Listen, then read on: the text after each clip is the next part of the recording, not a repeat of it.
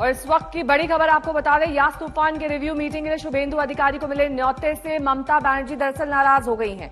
आज पीएम के साथ रिव्यू बैठक में पीएमओ ने बंगाल विधानसभा में नेता विपक्ष शुभेंदु अधिकारी को भी बुलाया है, उन्हें भी शामिल करने की बात कही है।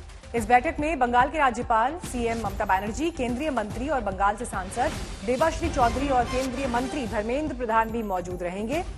प्रधानमंत्री फिलहाल उड़ीसा में हैं, जहां वो तूफान से प्रभावित इलाकों का जायजा लेंगे और इसके बाद बंगाल जाने का कार्यक्रम है।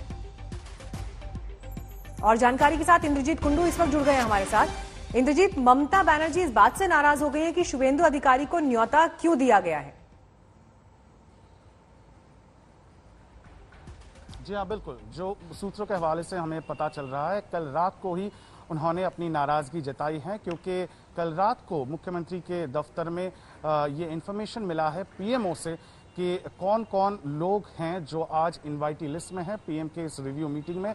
बता दें, पीएम इस वक्त उड़ीसा में है, वहां पे राज्य के बारे में रिव्यू मीटिंग करने के बाद वो सीधा पश्चिम बंगाल में आएंगे। उनके साथ केंद्रीय मंत्री धर्मेंद्र प्रधान होंगे जो उड़ीसा से हैं, और जब वो पश्चिम बंगाल में आएंगे तो उनके मीटिंग की इनवाइटी लिस्ट में मुख्यमंत्री ममता बनर्जी तो हैं ही, उसके साथ साथ राज्यपाल जगदीप धनखड़ हैं और पश्चिम बंगाल से जो केंद्रीय मंत्री है देबाश्री चौधरी, उनको भी न्योता भेजा गया है।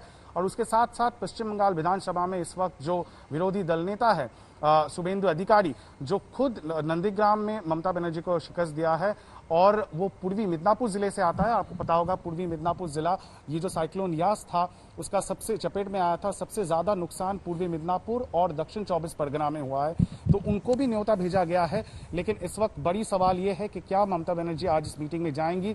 जितना हमें सूत्रों के हवाले से पता चल रहा है, अभी भी ये मीटिंग इंटैक्ट है, लेकिन ममता बनर्जी ने साफ रुख कर दिया है कि वो बिल्कुल नाराज है क्यों शुभेंदु अधिकारी को आज के इस मीटिंग में बुलाया गया है।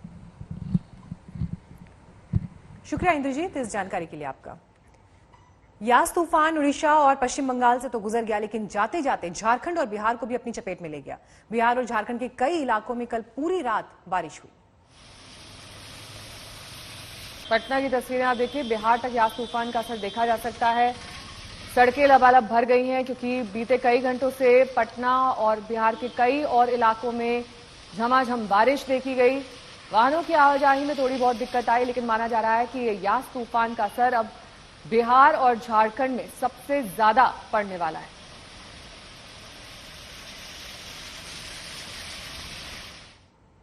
झारखंड में यास तूफान के असर से एक पुल धराशायी हो गया। करीब 3 साल पहले यह पुल 13 करोड़ की लागत से बनकर तैयार हुआ था। नाम भले ही तूफान का लग रहा हो, लेकिन इस तबाही की असल वजह वो बीमारी है जो हमारे सिस्टम की रग रग में बस चुकी है।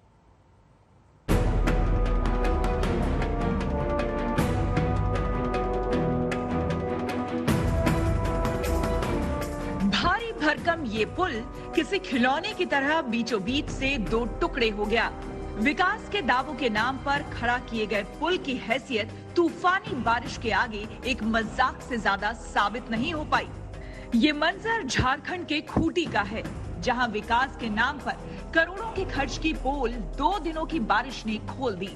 कहने को तो ये देश के पूर्वी हिस्से में आए यास तूफान का कहर है, लेकिन असलियत ये है कि तूफान ने झारखंड में खोखले हो रहे सिस्टम की एक झटके में चिंदियां उड़ा दी। भारी भरकम पिलर जमीन में धंसकर चूर चूर हो गया और उस पर टिका पुल का एक हिस्सा सूखी लकड़ी की तरह चटक गया। कांची नदी में ये पुल महज 3 साल पहले बना था। पुल की लागत करीब 13 करोड़ थी। आरोप है कि पुल के आसपास अवैध रेत खनन हो रहा था। अवैध खनन के चलते पुल कमजोर हो गया। तूफानी बारिश में कमजोर पुल धराशायी हो गया। इस संबंध में निश्चित तौर से हम लोग ऊपर बात करेंगे कि पुल क्यों टूटा। सबसे पहले वो जांच हो और उससे पहले हो कि पुल कम से कम वापस से फिर से बनाया जाए, ताकि लोगों को जो एक बड़ा लाइफलाइन है ये पुल, तो जब तक नहीं बनेगा तब तक तो मान के चले इधर के लोग इधर और उधर के लोग उधर वाली स्थिति हो रही है। इसी इलाके में इससे पहले भी 2 पुल भ्रष्टाचार की भेंट चढ़ चुके हैं। बड़ी बात यह है कि पहले जो पुल गिरे उनका निर्माण करने वाली कंपनी वही है जिसने इस पुल को तैयार किया था। सीधा आरोप लग रहा है कि कंपनी के ट्रैक रिकॉर्ड की समीक्षा किए बगैर जनता का पैसा आंख मूंद कर चहेतों को लुटाया जा रहा है। इससे लगभग 15-20 गांव प्रभावित होंगे। इससे बुंडू थाना आपका नदी के उस पार पड़ गया, फिर इस साइड आपका सोनातू पड़ गया और इधर आपका तमाड़ पड़ गया। ये 3 थाना का बॉर्डर है, जहाँ पे आप देख सकते हैं जमीन का लेवल। पानी है नदी में अभी? नदी में अभी लगभग 1-2 आदमी डूब जाएंगे। 10 फीट के आसपास पानी होगा। क्या पुल धंसने लायक पानी था? पुल धंसने लायक पानी था, लेकिन इसमें करप्शन भी है थोड़ा बहुत देखा जाए तो। ब्यास तूफान के कहर के निशान देश के पूर्वी हिस्से में कई जगहों पर दिख रहे हैं, लेकिन झारखंड की ये घटना बता रही है कि तूफान ने जो किया वो तो एक झटके में किया। ज्यादा खतरा उन दीमकों से है जो सिस्टम को भीतर से खोखला करने में दिन रात जुटे हैं। अरविंद सिंह, खूंटी, आज तक। छत्रसाल स्टेडियम में हुई वारदात का पूरा कच्चा चिट्ठा दिल्ली पुलिस के हाथ लग चुका है। जब सुशील कुमार और उसके साथियों ने सागर समेत 2 लोगों की पिटाई की, उस दौरान एक वीडियो बनाया गया। पुलिस ने कल सुशील को यही वीडियो दिखाकर सवाल जवाब किए।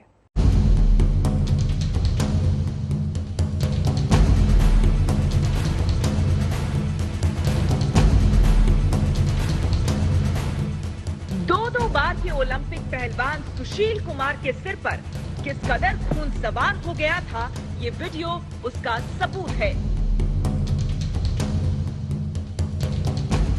यही वीडियो सुशील कुमार पर पुलिस के कसते शिकंजे का सबसे बड़ा औजार भी है।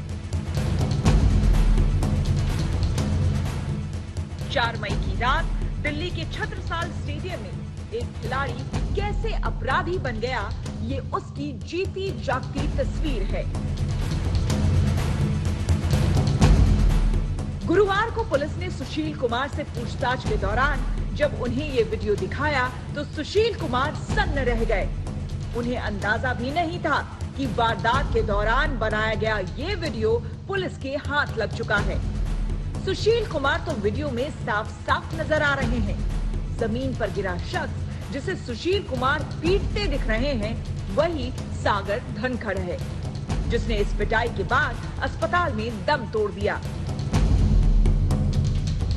गुरुवार को पुलिस ने सुशील कुमार को नीरज बवाना गैंग के सदस्यों के साथ बिठाकर भी पूछताछ की। वीडियो के जरिए वारदात में शामिल बाकी आरोपियों की पहचान की गई। सुशील कुमार के 2 साथियों के खिलाफ गैर जमानती वारंट जारी कर दिया गया है। इन तस्वीरों में उस रात मचे कोहराम में हथियारों की मौजूदगी के भी साफ साफ सबूत है। गौर से देखिए यहाँ कैसे एक शख्स खुलेआम हाथ में रिवॉल्वर लिए घूम रहा है, यानी कभी भी कुछ भी हो सकता है। ध्यान से देखिए, इसी जगह थोड़ी दूर पर ठीक ऐसा ही एक और मंजर दिखाई दे रहा है। वहां भी एक नौजवान पीठ के बल जमीन पर पड़ा है, जबकि कुछ और लोग उसे घेरकर उस पर भी लाठी डंडों की बरसात कर रहे हैं। सूत्रों का कहना है कि वो सोनू महाल हो सकता है। पास ही एक होंडा सिटी कार भी खड़ी है, जिसके दरवाजे खुले हुए हैं। बताते हैं कि सुशील कुमार उस रात इसी होंडा सिटी कार में सागर धनखड़ और उसके साथियों को अगवा करके ले आया था। आज तक ब्यूरो। 13,500 करोड़ के घोटाले के आरोपी भगोड़े मेहुल चौकसी को एंटीगुआ से क्यूबा भागने की फिराक में डोमिनिका पुलिस ने पकड़ लिया है, जिसके बाद उसे भारत प्रत्यर्पित करने की खबर आई, जिसकी पुष्टि खुद डोमिनिका और एंटीगुआ सरकार ने की। अब इस केस में ट्विस्ट आ गया है। डोमिनिका सरकार ने कहा है कि वो मेहुल चौकसी को भारत के बजाय एंटीगुआ भेजेगी।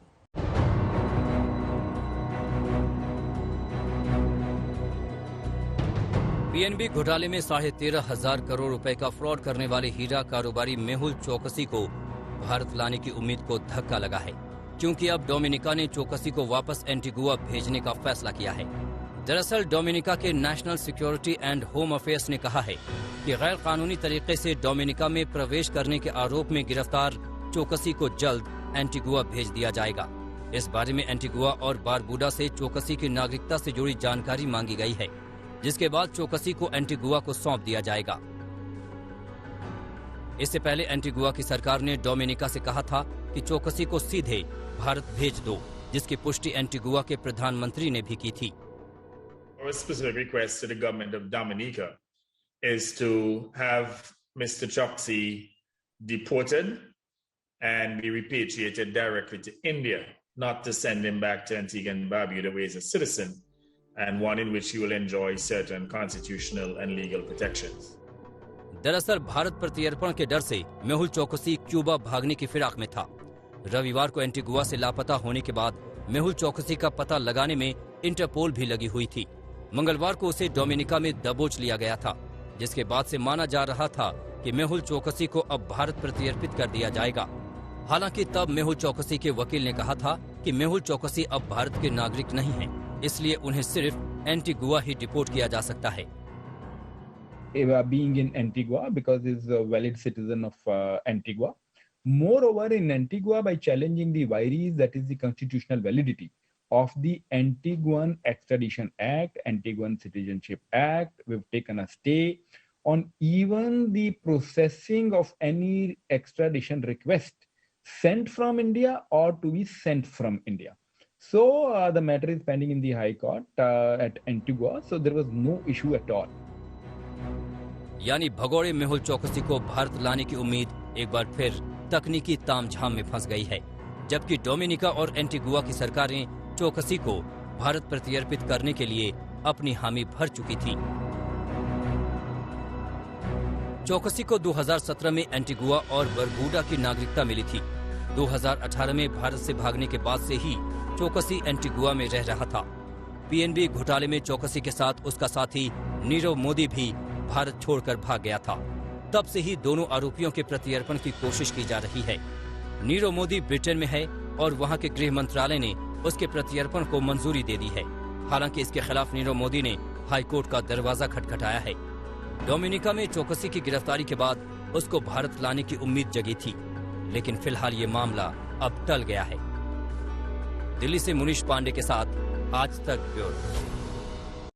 महाराष्ट्र सरकार ने तय किया है कि 1 जून से राज्य में लॉकडाउन को पूरी तरह से नहीं हटाया जाएगा। जिन जिलों में कोरोना के मामले बहुत कम हुए हैं वहां छूट दी जाएगी। अब सवाल यही कि ये छूट कैसे होगी। महाराष्ट्र में कोरोना की दूसरी लहर काफी हद तक काबू में आती दिख रही है, पर महाराष्ट्र सरकार ने साफ कर दिया है कि वो एकदम से लॉकडाउन हटाने के मूड में बिल्कुल नहीं है।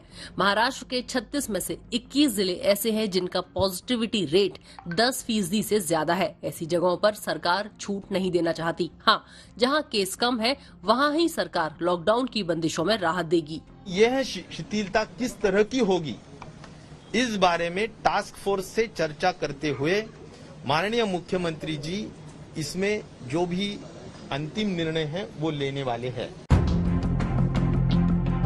कोरोना के कहर के बाद महाराष्ट्र में ब्लैक फंगस भी बड़ी आफत बनता जा रहा है। महाराष्ट्र सरकार ने आज बॉम्बे हाईकोर्ट में बताया कि राज्य में इस बीमारी के 3200 केस रिकॉर्ड किए जा चुके हैं।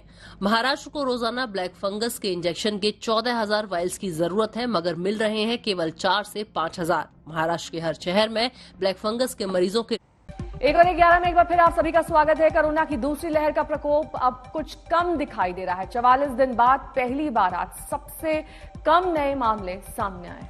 आंकड़ों के जरिए आपको दिखा रहे हैं कैसे दूसरी लहर का कहर थोड़ा कम होता हुआ नजर आ रहा है। 24 घंटों की अगर आप तस्वीर देखें, 44 दिन के बाद सबसे कम केसेस सामने आए हैं। 1,86,000 केसेस। एक्टिव केसेस की संख्या 76,755।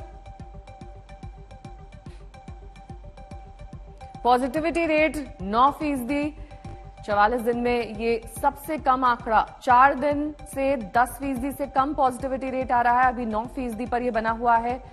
तो दूसरी लहर में ये तमाम आंकड़े आप देख रहे हैं। दरअसल रिकवरी रेट 90.34% पर पहुंच चुका है। 24 घंटे में 1,86,000 नए मामले सामने आए।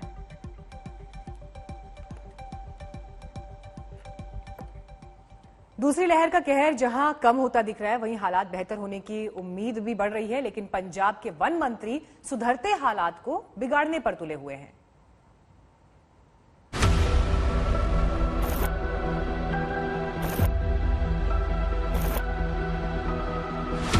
ਅੱਜ ਹੀ ਵਜ੍ਹਾ ਸੰਗਰੂਰ ਚ ਐਂਟਰੀ ਕੀਤੀ, ਲੋਕ 20 ਬੰਦੇ ਬੈਠੇ ਨੇ ਐਉਂ ਬਿਨਾ ਮਾਸਕ ਲਾਈ। ਮਾਸਕ ਲੱਗੇ ਨੇ ਨਹੀਂ, ਮਾਸਕ ਨਾਲ ਲਾਊਡ ਹੈ ਜੀ 10 ਤੋਂ ਵੱਧ ਯਾਰ ਜ਼ਰੂਰੀ ਹੈ। ਖੁਸ਼ੀ ਦਾ ਕੰਮ ਆ, ਜੇ 10 ਬੰਦੇ ਆ ਗਏ ਕਿੰਨੀ ਗੱਲ ਆ।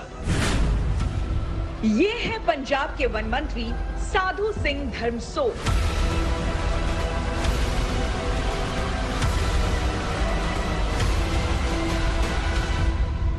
कैप्टन अमरिंदर सिंह साहब इन दिनों पंजाब को कोरोना मुक्त बनाने के लिए मिशन फतेह 2.0 चला रहे हैं। मंत्री जी इस कार्यक्रम में हिस्सा लेने संगरूर पहुंचे थे, जहां इन्होंने ज्ञानवर्धक बातों की गंगा बहा दी। राज्य में कोरोना विस्फोट के लिए जनता को कटघरे में खड़ा कर दिया। ਅੱਜ ਹੀ ਮੈਂ ਜਦ ਸੰਗਰੂਰ ਚ ਐਂਟਰੀ ਕੀਤੀ, ਲੋਕ 20 ਬੰਦੇ ਬੈਠੇ ਨੇ ਐਉਂ ਬਿਨਾਂ ਮਾਸਕ ਲਾਈ। और फिर कुछ ही देर बाद जनाब एक शादी समागम में पहुंच गए। एक बार जरा यहाँ की तस्वीर पर गौर कर लीजिए। देखा आपने कोरोना प्रोटोकॉल का पालन कितनी ईमानदारी से हो रहा है। वहीं मंत्री जी कैप्टन साहब के मिशन कोरोना फतेह 2.0 को कितनी शिद्दत से आगे बढ़ा रहे हैं। कोरोना पर उन्होंने कितनी फतेह पाई है, इसका हिसाब लेने जब पत्रकार यहाँ पहुंचे तो इनका शौर्य देख लीजिए। नहीं बंदे कितने हैं जी फंक्शन च मंत्री जी? 10 ਤਾਂ ਥੋੜੇ ਫੋਰਸ ਦੇ ਬੰਦੇ ਨੇ। नहीं आ किन्ने बंदे आ मैदान ਇੱਥੇ ਜੀ? नहीं चलो ਤੁਸੀਂ ਤਾਂ ਇਕੱਲੇ ਆਏ ਹੋ। ਆ ਦੇਖੋ ਤੁਹਾਡੀ ਫੋਰਸ ਹੈ ਜੀ ਕਰਨ ਨਹੀਂ। ਇੱਕ ਮਿੰਟ ਕਾਦੇ ਵਾਸਤੇ ਪਲੀਜ਼ ਸਾਡਾ ਨਹੀਂ ਤੁਹਾਡਾ ਭਾਵੇਂ ਹੋਵੇ ਜੀ, ਉਹ ਗੱਲ ਨਹੀਂ ਹੈ। ਜੇ ਮੰਤਰੀ ਸਾਹਿਬ ਹੁਣੇ ਦੱਸ ਕੇ ਆਏ, ਕੈਪਟਨ ਸਾਹਿਬ ਦੀਆਂ ਤਾਰੀਫਾਂ ਕਰਕੇ ਆਏ। ਮਾਸਕ ਸਾਰੇ ਦੇ ਲੱਗੇ ਨੇ। ਮਾਸਕ ਨਾਲ ਲਾਊਡ ਹੈ ਜੀ? ਮਾਸਕ ਲੱਗੇ ਨੇ ਨਾ। ਨਹੀਂ ਮਾਸਕ ਨਾਲ ਲਾਊਡ ਹੈ ਜੀ 10 ਤੋਂ ਵੱਧ? ਯਾਰ ਜ਼ਰੂਰੀ ਹੈ, ਖੁਸ਼ੀ ਦਾ ਕੰਮ ਆ। ਜੇ 10 ਬੰਦੇ ਆ ਗਏ ਕਿੰਨੀ ਗੱਲ ਆ। ਇਹ ਕੈਪਟਨ ਸਾਹਿਬ ਨੂੰ ਕਹੋ ਜੀ। 10 ਬੰਦੇ ਦੀ ਗੱਲ ਹੈ।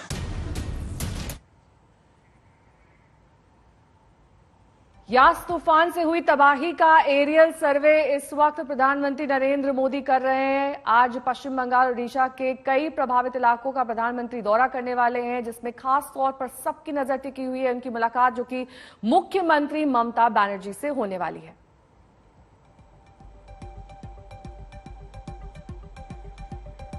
तो आपको ये तस्वीरें हम दिखा देते हैं जब प्रधानमंत्री नरेंद्र मोदी भुवनेश्वर में हैं और इस वक्त मुख्यमंत्री नवीन पटनायक के साथ आप उनको इस मीटिंग में देख रहे हैं, जहां पर तमाम अधिकारी भी शामिल हैं। जो नुकसान हुआ है तूफान से प्रभावित हिस्सों में, उनका आकलन आज किया जाएगा और उसके हिसाब से क्या राहत पैकेज हो सकता है, लोगों को किस तरह की मदद पहुंचाई जा सकती है जो सीधे तौर पर तूफान से प्रभावित हुए। उसके लिए आज का ये दिन बहुत अहम। जब प्रधानमंत्री भुवनेश्वर पहुंचे, ये तस्वीरें उस समय की।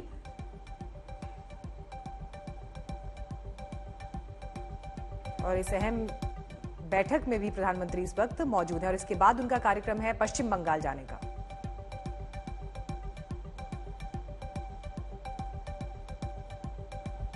सबसे ज्यादा तबाही उड़ीसा में इस यास तूफान ने मचाई थी, जहां पर हमने देखा था कि किस तरीके से लोग सुरक्षित स्थानों पर भेजे गए थे। काफी ज्यादा लोगों का विस्थापन करना पड़ा था, लेकिन इस बीच प्रधानमंत्री अब इस यास तूफान के गुजरने के बाद उड़ीसा के मुख्यमंत्री से वहां का हाल लेने के लिए पहुंचे हैं। इससे पहले भी प्रधानमंत्री नजर बनाए हुए थे उड़ीसा और पश्चिम बंगाल के हालात पर, लेकिन आज ये अहम बैठक जिसमें तमाम आला अधिकारी जो इस आपदा प्रबंधन से जुड़े हुए थे, साथ ही उड़ीसा के मुख्यमंत्री नवीन पटनायक इस बैठक में मौजूद।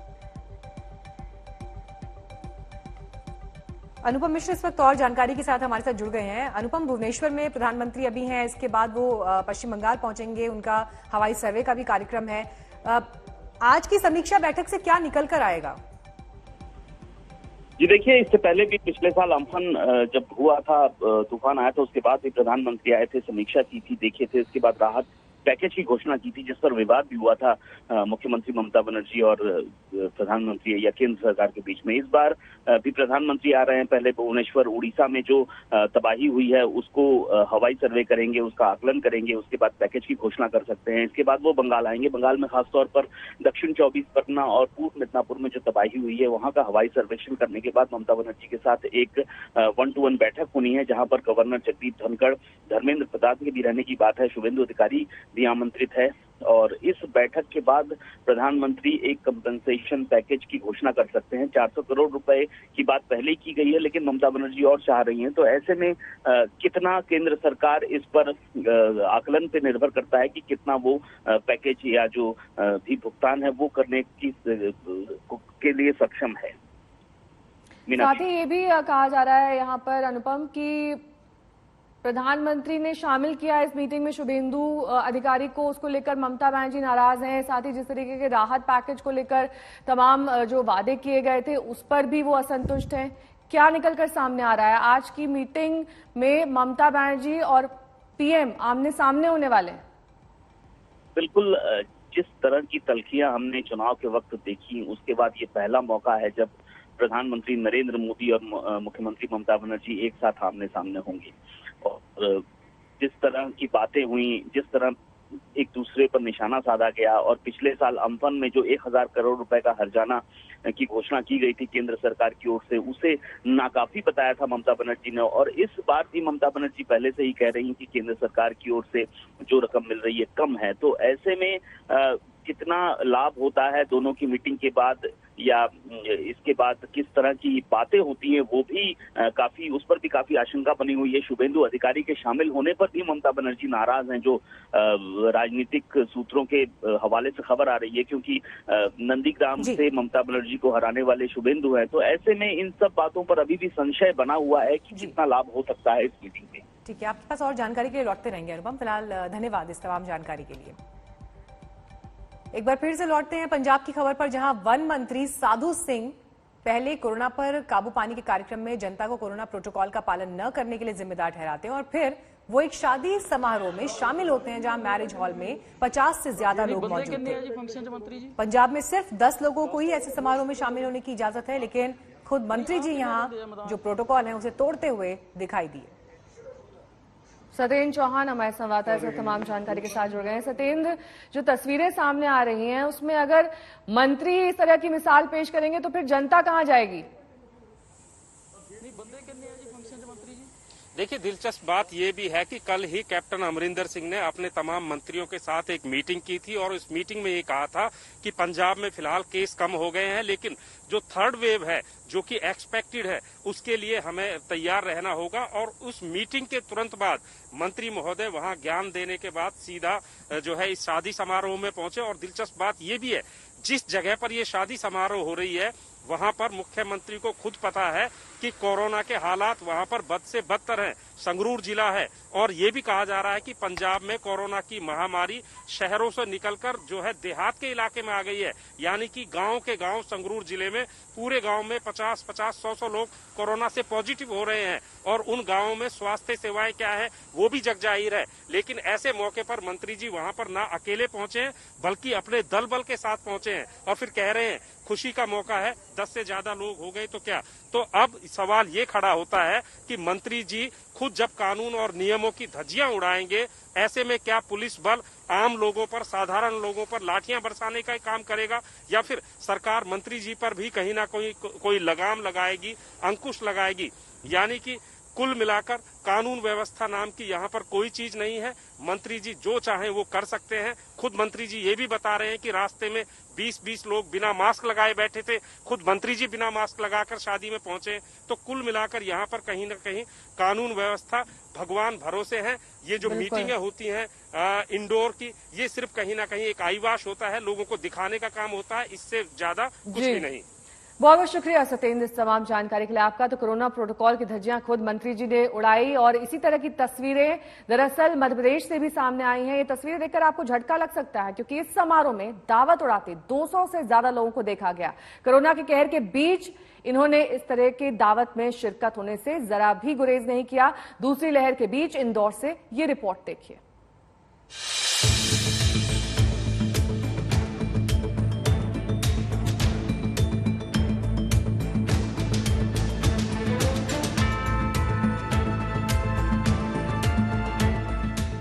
मान लिया है इन्होंने कि कोरोना इनका कुछ नहीं बिगाड़ सकता। मान लिया है इन लोगों ने कि कोरोना की दूसरी लहर इनके लिए बिल्कुल ही खतरनाक नहीं है। बस यही नहीं मानने को तैयार है कि कोरोना नियमों को धज्जियां उड़ाती इनकी ये दावत असल में इनकी और न जाने इनकी वजह से कितनी जिंदगियों को मौत को दावत दे रही है। ये इंदौर की तस्वीर है, जहां शादी में 10, 20 या 50 नहीं, पूरे 250 लोगों को बुलाया गया है। जमकर दावत चल रही है। मास्क का तो पूछना ही क्या, सोशल डिस्टेंसिंग का कहना ही क्या। हर रोज कोरोना वायरस करीब 4000 लोगों को निगल रहा है तो क्या हो। इन्हें सारी हिदायतों को निगल जाने वाला निवाला ही मंजूर है। न मास्क न दूरी, ये शादी ही नहीं, वायरस को खुली छूट देने की दावत है। जब पूरे देश में कोरोना को लेकर पाबंदी है, तब एक मकान में 250 लोग इकट्ठा हुए। इनमें सिर्फ पुरुष ही नहीं थे, महिलाएं थी और छोटे छोटे बच्चे भी थे। इस आयोजन की खबर जब पुलिस को मिली तो वो नगर निगम की टीम के साथ चंदन नगर के इस मकान पर पहुंचा। उसने इस मकान को फौरन खाली करने के निर्देश दिए। निर्देश के बाद मकान के अंदर से लोगों के निकलने का जो सिलसिला शुरू हुआ वो खत्म होने का नाम नहीं ले रहा था। देखिए, एक के बाद एक लोग इस मकान के भीतर से निकल रहे हैं। आप गिनते गिनते थक जाएंगे, लेकिन इनके निकलने का सिलसिला नहीं थमेगा।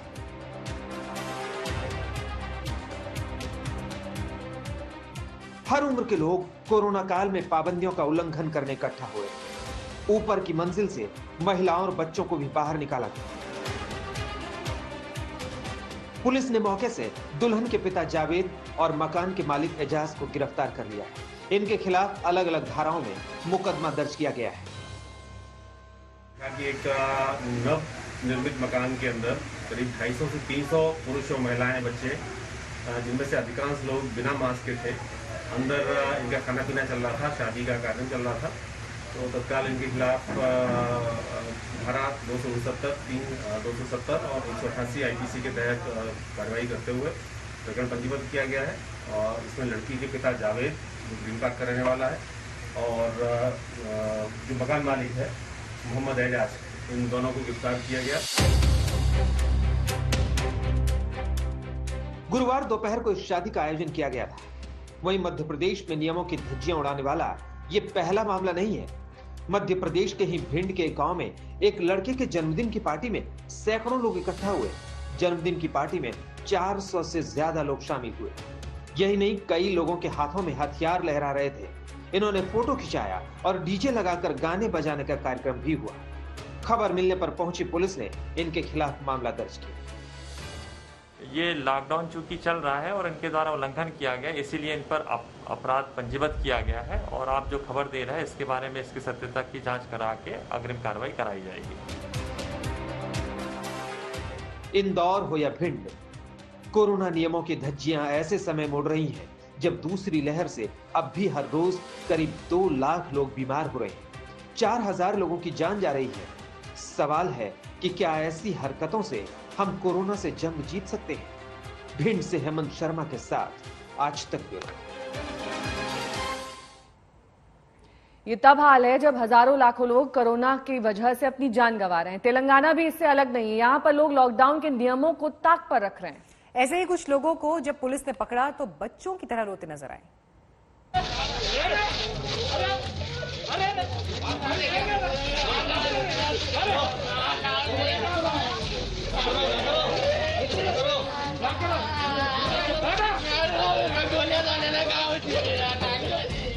ऐसे तो आपने बच्चों को भी रोते नहीं देखा होगा। ये तो फिर नौजवान है।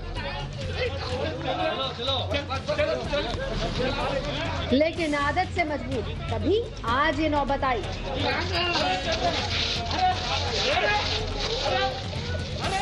दहाड़ मारकर रोने के बावजूद पुलिस ने इन पर रहम नहीं किया। खींचकर पुलिस की गाड़ी में चढ़ा दिया। एक एक कर कई लोग इसी तरह कानून के शिकंजे में आ गए।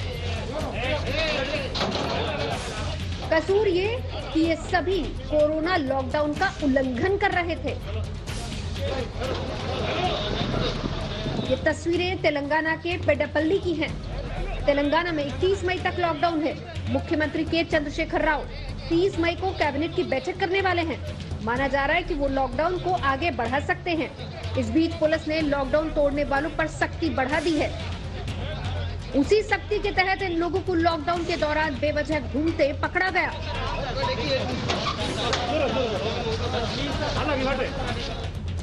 सुबह के 10 बजे पुलिस ने इन्हें घेरा और फिर अपने साथ ले गई। गुरुवार को रामागुंडम पुलिस इन लोगों को कोविड आइसोलेशन सेंटर ले गई।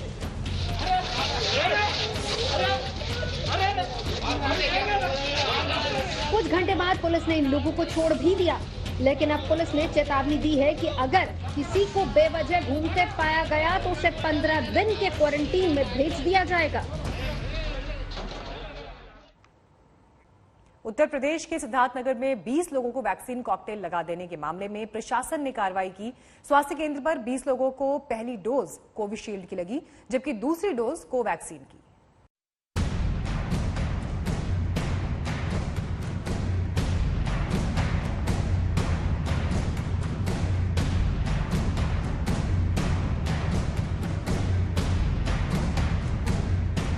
उत्तर प्रदेश में सिद्धार्थनगर के एक गांव में वैक्सीन कॉकटेल सिर्फ एक चूक नहीं, सिर्फ एक लापरवाही नहीं, बल्कि ये इंसान की जान से खेलने का अपराध है।